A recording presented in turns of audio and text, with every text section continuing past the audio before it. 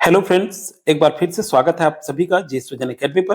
तो आइए हम देखेंगे वैकेंसी से अपडेटेड न्यूज में आज बहुत ही महत्वपूर्ण न्यूज है जो छत्तीसगढ़ राजपत्र में प्रकाशित हुआ है। तो छत्तीसगढ़ राजपत्र में क्या प्रकाशित हुआ है? सीजीएसएससी से जो भी पोस्ट भरे जाएंगे, जैसे तृतीय श्रेणी, द्वितीय श्रेणी, चतुर्थ श्रेणी, तो क्या उनके योग्यता में बदलाव किया गया है? क्या क्या कॉलम और जोड़ा गया है? इन सारी चीजों पर चर्चा करेंगे। जैसे शिक्षक भर्ती हो गया, ठीक है, शिक्षक में बहुत सारे शिक्षक हैं, अलग अलग डिपार्टमेंट में शिक्षक भर्ती होती है। दूसरी बात है छात्रावास अधीक्षक भर्ती, सर्वेयर भर्ती, ठीक है, बहुत सारी भर्तियां हैं जिसकी योग्यता निर्धारित किया गया है। और महिला पर्यवेक्षक वगैरह है। तो क्या नियम में संशोधन किया गया है? तो ये हम पूरी जानकारी इस वीडियो में आज देखेंगे। तो चलिए हम देखेंगे, राजपत्र प्रकाशित हो चुका है और ये आज का राजपत्र जो है देख सकते हैं आप 21 अगस्त के डेट में एकदम करेंट न्यूज है दोस्तों। तो ये अगर आप सीजीएसएससी, छत्तीसगढ़ व्यापम का नाम एसएससी हो चुका है, सभी जानते हैं। तो सीजीएसएससी से जितनी भी भर्ती होनी है उसकी योग्यता अगर आप तैयारी कर रहे हैं तो ये आपके लिए काफी इंपॉर्टेंट है। आपको जानना पड़ेगा कि क्या क्या योग्यता अब रखा गया है। तो चूंकि ये 21 अगस्त का अपडेटेड न्यूज है, राजपत्र में प्रकाशित हो चुका है, तो आइए हम चर्चा करेंगे कि क्या क्या हमारे लिए इंपॉर्टेंट है। किसी एग्जाम की तैयारी कर रहे हैं तो उसके लिए योग्यता क्या क्या मांगा गया है, ये पूरा इसमें दिया गया है। और ये अच्छे से रखिएगा आप, टेलीग्राम में मैं इसको पूरा भेज दूंगा पीडीएफ। टेलीग्राम का लिंक मैं डिस्क्रिप्शन के जस्ट ऊपर दे दिया हूं, जरूर ज्वाइन कर लें। और चैनल में फर्स्ट बार जुड़े होंगे तो इस तरह से अपडेटेड न्यूज वैकेंसी के साथ साथ आप हमारे चैनल के माध्यम से मुख्य रूप से जीके जीएस अध्ययन मैथ्स कर सकते हैं। तो आप चैनल को सब्सक्राइब कर ले, बेल आइकन में ऑल प्रेस कर ले ताकि वीडियो का नोटिफिकेशन आप तक पहुंचता रहे। चलिए आइए देखते हैं। ये देखिए छत्तीसगढ़ के राजपत्र में प्रकाशित हुआ है, सामान्य प्रशासन विभाग, मंत्रालय, महानदी भवन, नवा रायपुर, अटल नगर। यहाँ देखिए क्या कहा गया है उक्त अधिसूचना में। देखिए इसमें स्पष्ट किया गया है कि भारत के संविधान के अनुच्छेद 309 के परंतु एवं छत्तीसगढ़ कर्मचारी चयन मंडल मतलब सीजीएसएससी, जो पहले व्यापम था उसका नाम अब सीजीएसएससी हो गया है, कि धारा 3 की उपधारा 4 के प्रदत्त शक्तियों को प्रयोग में लाते हुए छत्तीसगढ़ के राज्यपाल एतद्वार विभागीय सम संख्या का अधिसूचना क्रमांक इतना जो दिया है दिनांक 19/6/2026 में निम्नलिखित और संशोधन करते हैं। तो देखिए 19/6/2026 वाला जो में है उसमें और संशोधन किया गया है। और क्या है ये संशोधन, यहाँ देखेंगे हम लोग। उक्त अधिसूचना में समूह 2 और तृतीय श्रेणी, स्नातकोत्तर एवं स्नातक स्तर, शीर्षक अंतर्गत उप समूह 1 के सरल क्रमांक 15 एवं उससे संबंधित प्रविष्टियों के पश्चात निम्नलिखित नया सरल क्रमांक जोड़ा जाए। तो देखिए 15 तक एक बार और मैं आपको बता चुका हूं, ठीक है, भेज चुका हूं। 15 के बाद और कुछ सर्विस है जिसको जोड़ा गया है, ठीक है। तो यहाँ पे देखिए, यहाँ क्या दिया है, निरीक्षक, ठीक है। निरीक्षक इसके लिए क्या है, किसी मान्यता प्राप्त विश्वविद्यालय से स्नातक उत्तीर्ण होना चाहिए और अनिवार्य कॉमन परीक्षा आयोजित होगी। जो परीक्षा होता है कॉमन, वो परीक्षा आयोजित होगी सीजीएसएससी के द्वारा, लेकिन योग्यता रखा गया है स्नातक, ठीक है। राजस्व निरीक्षक है, ये बहुत इंपॉर्टेंट है। और देखिए वैकेंसी भी आने वाला है इसका। मान्यता प्राप्त विश्वविद्यालय से स्नातक उत्तीर्ण होना चाहिए अथवा मान्यता प्राप्त मंडल से हायर सेकेंडरी होना चाहिए। परीक्षा उत्तीर्ण तथा सिविल इंजीनियरिंग में डिप्लोमा होना चाहिए। किसके लिए? राजस्व निरीक्षक के लिए।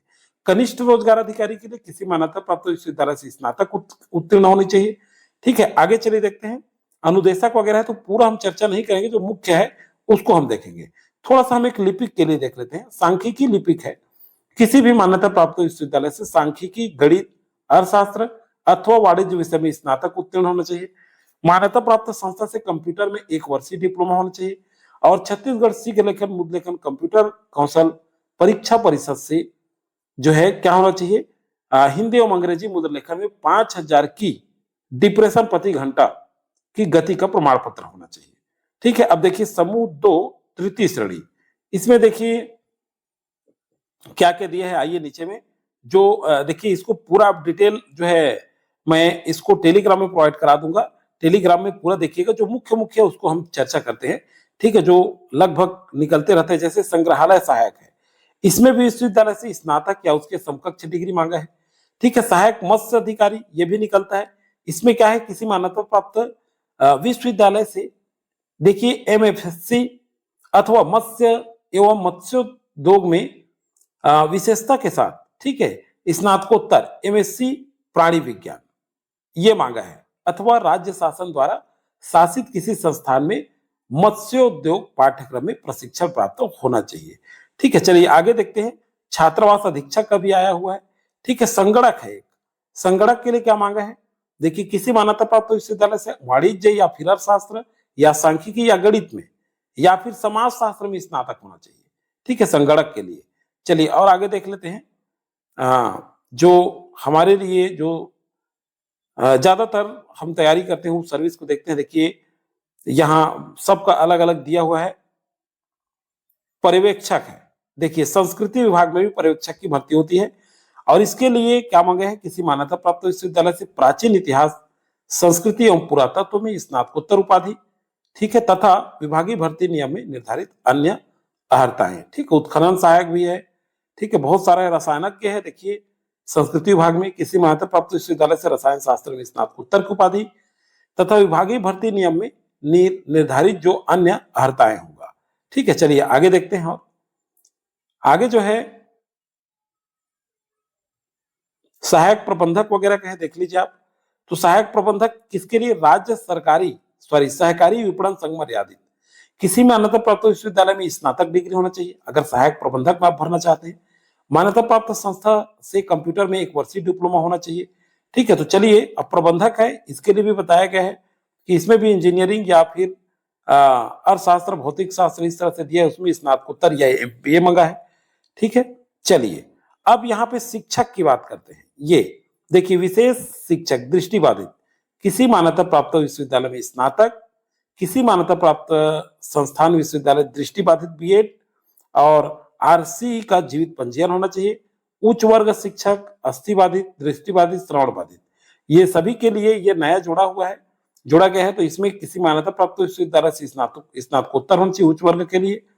ठीक है, और BEd जो है BEd भी होना चाहिए। अगला है शिक्षक दृष्टिबाधित किसी मान्यता प्राप्त विश्वविद्यालय से स्नातक। ठीक है, और मान्यता प्राप्त संस्थान विश्वविद्यालय में दृष्टिबाधित BEd डिग्री और ICI का जीवित पंजीयन अनिवार्य है बोला है।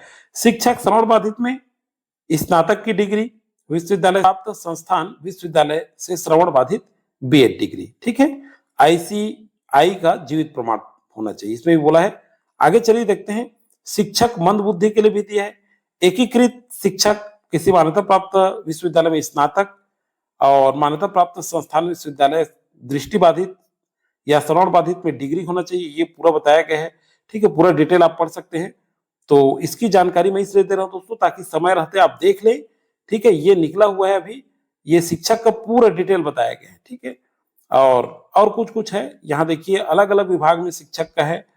यहाँ देखिए प्रशिक्षण अधिकारी का भी निकला हुआ है और प्रशिक्षण अधिकारी इसका क्या योग्यता मांगा है, क्या क्या लगेगा। ठीक है, वो सारी चीज बताया गया है योग्यता को। बगल में पट्टी बंधक भी है। तो देखिए, पट्टी बंधक मतलब ड्रेसर, मान्यता प्राप्त मंडल में उच्चतर माध्यमिक इसके समकक्ष एवं विभागीय भर्ती नियम में निर्धारित अर्हताएं होना चाहिए, ये बोला है। ठीक है, और चलिए देखते हैं।